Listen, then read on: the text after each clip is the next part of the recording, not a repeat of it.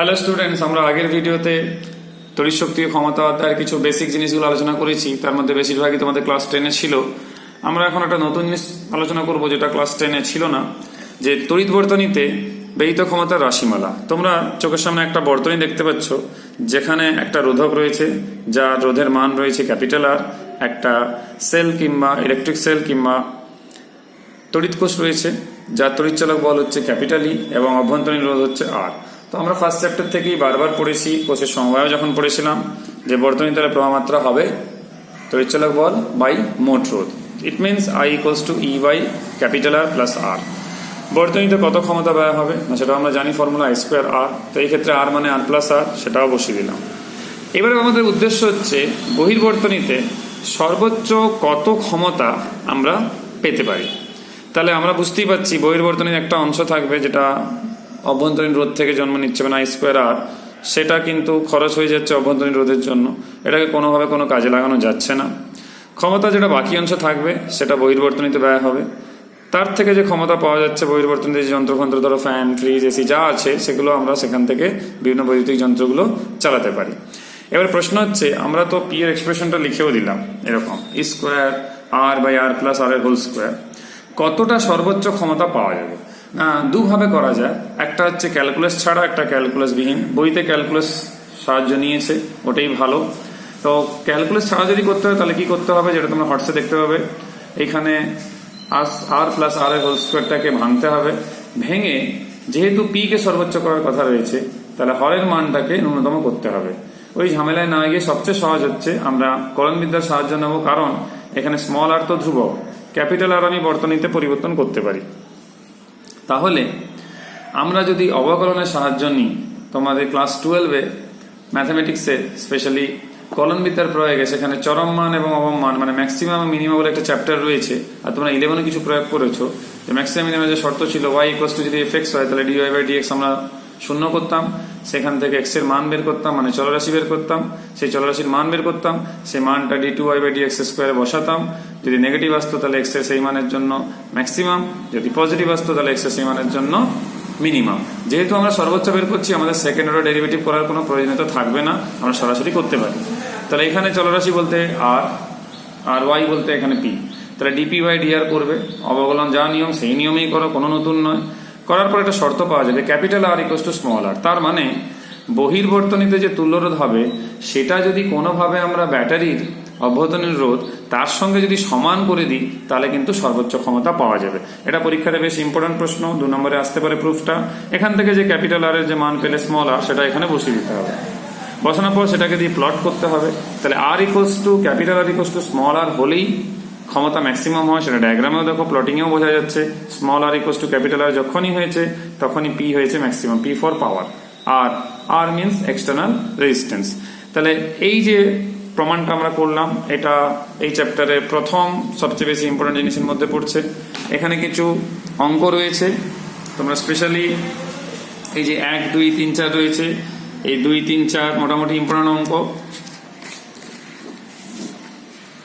এখানে আবার 5-এর দাগ, 6-এর দাগ অঙ্ক রয়েছে, এগুলো দেখবে। এখানে 7, 8, 9 রয়েছে। ছোট ছোট প্রশ্ন 1 নম্বরের এইচএসে আসে এখান থেকে, মূলত বড় প্রশ্ন আসতে পারে কিন্তু ছোট প্রশ্ন আসার বেশি সম্ভাবনা। ক্লাস 10-এর আবার একটা জিনিস এসছে যেটা তোমরা একটু পড়লেই পারবে। জুল কাকে বলে না আমরা পড়েছি না, 1 ওয়াট ক্ষমতা সম্পন্ন কোনো বৈদ্যুতিক যন্ত্র যদি 1 সেকেন্ডে যে কার্য করে কিংবা শক্তি খরচ করে, সেই ব্যয়িত শক্তির পরিমাণকে বলা হয় 1 জুল। তাহলে জুল সমান আমরা কি লিখতে পারি, ওয়াট গুণিতক second, means 1 watt into 1 second. আর ওয়াট সমান কি হবে না, ভোল্ট কিংবা ভোল্টেজ ইন্টু কারেন্ট, মানে ভোল্ট ইন্টু অ্যাম্পিয়ার। আবার তোমরা এটাও জানো অ্যাম্পিয়ার মানে কি, কুলম পার সেকেন্ড। অ্যাম্পিয়ার মানে হচ্ছে কুলম পার সেকেন্ড। তাহলে এখন দেখো সেকেন্ড সেকেন্ড কেটে যাচ্ছে, volt into coulomb.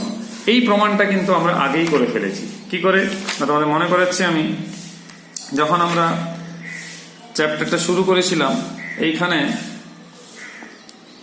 Joule equals to coulomb into volt ছিল, তাই তো? এবার joule equals to coulomb into volt ছিল, ওইটাই তো এসছে ভোল্ট ইন্টু কুলম। তাহলে একই জিনিস। তার মানে এটাকে আমরা একটা আরেক রকমের সংজ্ঞাও বলতে পারি। তার মানে কি না, 1 ভোল্ট প্রান্তে বিভব প্রভেদ বিশিষ্ট কোনো তড়িৎ যন্ত্রের মধ্য দিয়ে যদি 1 কুলম তড়িৎ প্রবাহিত করা হয়, তখন তড়িৎ যন্ত্রে যে পরিমাণ শক্তি ব্যয় হয় তাকে আমরা 1 জুল বলি। এবার হচ্ছে ওয়াট ঘন্টা কি না, 1 ওয়াট ক্ষমতা সম্পন্ন কোনো তড়িৎ যন্ত্রে 1 ঘন্টা যে পরিমাণকৃত কার্য হয়, কারণ ওয়াট ঘন্টা বলেছে তাই 1 ঘন্টা 1 সেকেন্ড না। তাহলে কিভাবে বের করব না, 1 ওয়াট ঘন্টা সমান তাহলে কত হবে, 1 ওয়াট ইন্টু 1 ঘন্টা। 1 ঘন্টা মানে আবার কত সেকেন্ড, 3600 সেকেন্ড।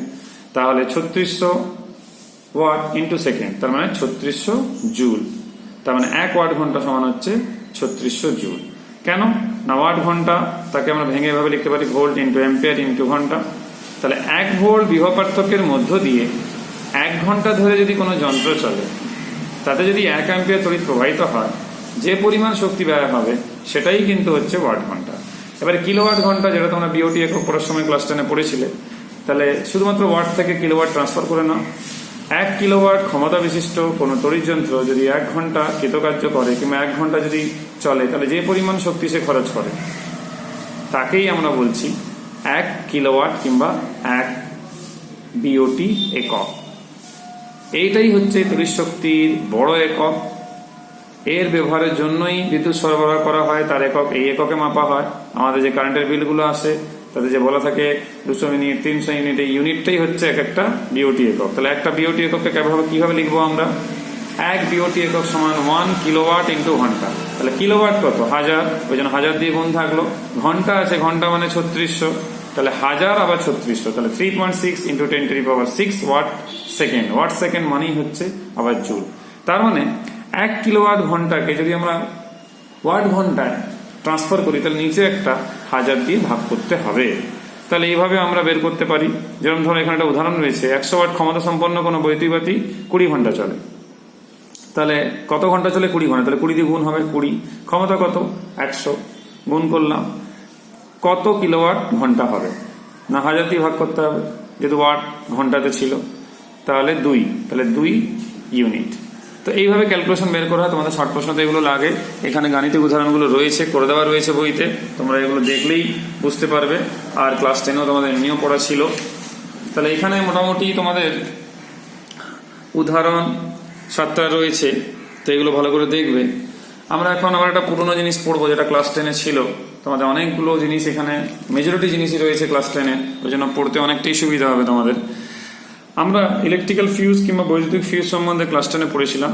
তোমাদের নিশ্চিত মনে আছে যে শর্ট সার্কিট কিংবা অন্য কোনো কারণে বর্তনীতে যদি প্রবাহমাত্রা বেশি পরিমাণে চলে আসে, তাহলে কিন্তু বিপদের সম্ভাবনা থাকে। এই বৈদ্যুতিক ফিউজ পাতলা একটা তার, একটা সংকর ধাতু দিয়ে তৈরি, সে কিন্তু এই বিপদ থেকে আমাদেরকে কিন্তু রক্ষা করতে পারে। কিরকম না, এর বৈশিষ্ট্য হচ্ছে নিম্ন গলনাঙ্ক বিশিষ্ট হতে হবে। তৈরি হয় 3 ভাগ সীসা মানে লেড আর 1 ভাগ টিন মিশ্রণ দিয়ে। এই ফিউজ তারকে কি করতে হবে না, অন্তরক যে বাক্স আছে তার মধ্যে বসিয়ে দিতে হবে, আর যে মূল বর্তনী রয়েছে, মেন যে সার্কিটটা রয়েছে, তার সঙ্গে সিরিজে বসিয়ে দিতে হবে। তো সিরিজে বসানো এই কারণে হয় প্রবাহমাত্রা যেন ফুল তার ভিতর দিয়ে যায়। এবার নিম্ন গলনাঙ্ক থাকে, যখনই বিপদসীমা থেকে বেশি পরিমাণ প্রবাহমাত্রা প্রবাহ করবে, তখন কি হবে, সে বর্তনী ছিন্ন করবে, কারণ নিম্ন গলনাঙ্ক, সে গলে যাবে। তাহলে বর্তনীতে বেশি পরিমাণ কারেন্ট পৌঁছানোর আগেই বর্তনীটা কিন্তু, খুব বেশি পরিমাণ পৌঁছানোর আগেই বর্তনী কিন্তু বিচ্ছিন্ন হয়ে গেছে।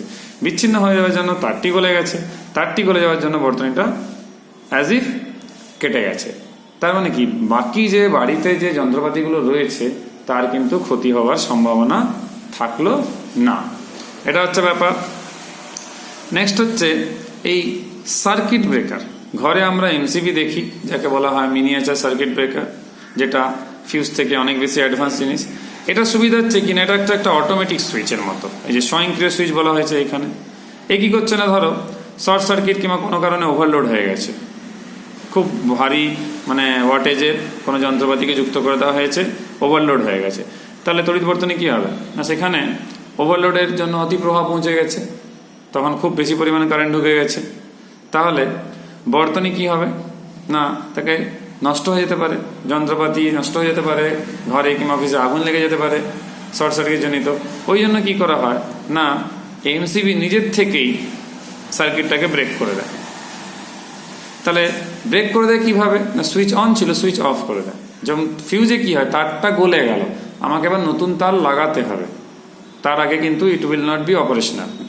কিন্তু এখানে কি হচ্ছে যে নতুন তার না লাগিয়েও সুইচ অফ হয়ে গেল, তারপরে সমাধান করে সুইচটা অন করে দিলে আর কোনো কিছু খোলাখুলি ব্যাপার কিন্তু থাকছে না।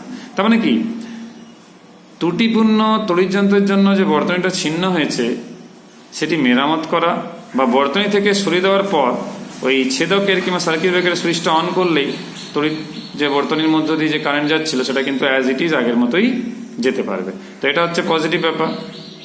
আর একটা ফিউজ তারের সঙ্গে যদি একটা বর্তনী ছেদকের মূল পার্থক্য কি না, বর্তনীর যে ত্রুটি দূর করার পরও পড়ে যাওয়া ফিউজ তারটি পাল্টে নতুন তার লাগাতে, যেটা আমি একটু আগে বললাম, তারপরে অন করতে হয়, কিন্তু এখানে সে ব্যাপারটা নেই।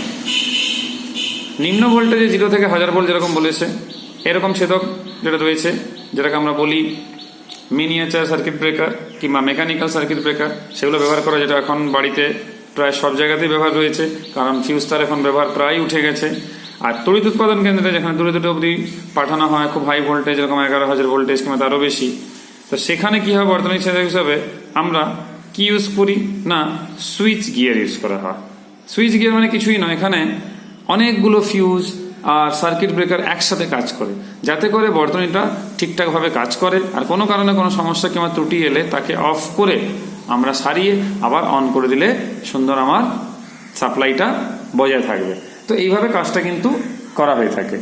আমাদের এখানে মাথায় রাখতে হবে যে সুইচ গিয়ারটা কিন্তু ওই হাই ভোল্টেজ সাপ্লাইয়ের ক্ষেত্রেই ব্যবহার করা হয়, আমাদের হোম পারপাসের কিংবা অফিস পারপাসের জন্য নয়। আমরা এখন একটা ইম্পর্টেন্ট প্রুফ পড়ব, যেটা কয়েক বছর ধরে এইচএস পরীক্ষাতে খুবই ইম্পর্টেন্ট রয়েছে, এখন অব্দি আসেনি কিন্তু প্রতি বছর টেস্টে অনেক স্কুলেই থাকে প্রশ্ন। আমি আগে প্রশ্নটাই তোমাদের দেখিয়ে দিই, তাহলে বুঝতে সুবিধা হবে।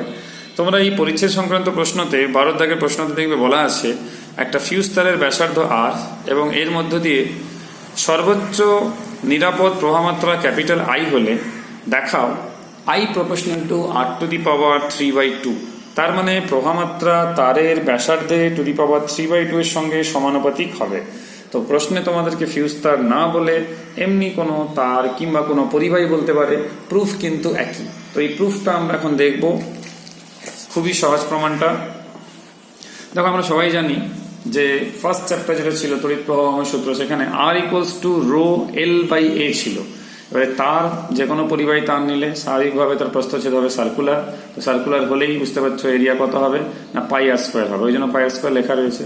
আবার আমরা জানি H ইকুয়ালস টু কত হয় না I²R, একক সময় যেহেতু বের করছি আমরা, টি লিখবো না ওই জন্য, টি ইকুয়ালস টু 1 বসাবো, I²R/J, আর এর এই মানটা এখানে বসিয়ে দিলাম।